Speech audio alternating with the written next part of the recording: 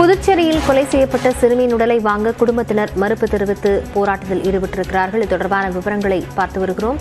பாலியல் துன்புறுத்தலுக்கு உள்ளாக்கப்பட்டு கொலை செய்யப்பட்ட 9 வயது சிறுமியின் உடல் பிரேத பரிசோதனைக்கு பின்னர் பெற்றோரிடம் ஒப்படைக்கப்பட்ட நிலையில் அவர்கள் வாங்க மறுத்துள்ளனர்.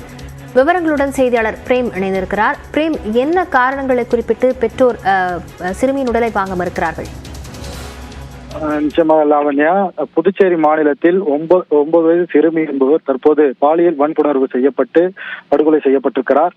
அவரது உடல் என்பது தற்போது புதுவை மாநில ஜிப்மர் மருத்துவமனையில் தற்போது வைக்கப்பட்டிருக்கிறது. இன்று காலையிலிருந்து போலீசார் பிரேத பரிசோதனைக்கு பெற்றோரிடம் அனுமதி கேட்டும் பிரேத பரிசோதனைக்கு அனுமதி வழங்கப்படவில்லை. இதுவரையும் பெற்றோர்களும் உடல் என்பது வாங்கப்படவில்லை. குறிப்பாக அவர்களுடைய முக்கிய கோரிக்கை என்னவென்றால், சிறுமி கொலை வழக்கு விவகாரம் தொடர்பாக உடனடியாக குற்றவாளிகளை கைது செய்திருக்கிறார்கள். இருப்பினும் 30 நாட்களுக்குள் அவர்களுக்கு தகுந்த தண்டனையை உடனடியாக காவல்துறையினர் வழங்க வேண்டும் என்ற ஒரு முக்கியமான கோரிக்கையை முன்வைத்திருக்கிறார்கள்.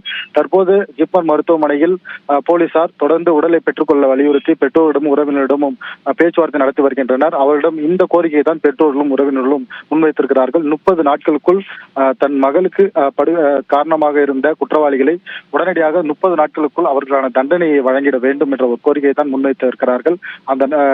அதுக்கு உத்தரவாதம் அளித்தால் நாங்கள் உடலை பெற்றுக் கொள்கிறோம் என்ற உறவினர்களும் பெற்றோர்களும் கூறி வருகிறார்கள். மேலும் புதுச்சேரி மாநிலமே தற்போது கொந்தளிப்புடன் காணப்படுகிறது. பல்வேறு இடங்களில் சாலை மறியல் மற்றும் சிறுமியின் புகைப்படத்தை வைத்துக் கொண்டு ஆர்ப்பாட்டங்கள் என பல்வேறு பகுதியில் இந்த போராட்டம் என்பது வெடித்திருக்கக்கூடிய நிலையில் தற்போது பெற்றோர்களும் உடலை வாங்க மறுப்பு தெரிவித்திருக்கிறார்கள்.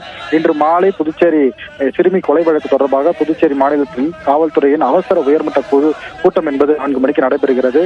உள்துறை அமைச்சர் நமச்சிவாயன் தலைமையில் நடைபெறும் இந்த கூட்டத்தில் தொடர்ந்து கொலைக்கான காரணங்கள், அதற்கான அடுத்த கட்ட நடவடிக்கைகள், உடலை பெற்றுக் கொள்வதற்கான என்னென்ன நடவடிக்கைகளை மேற்கொள்ள வேண்டும். ஏற்கனவே புதுச்சேரி மாநில முதல்வர் 20 லட்சம் இழப்பீடு தொகையாக அறிவித்திருக்கிறார்.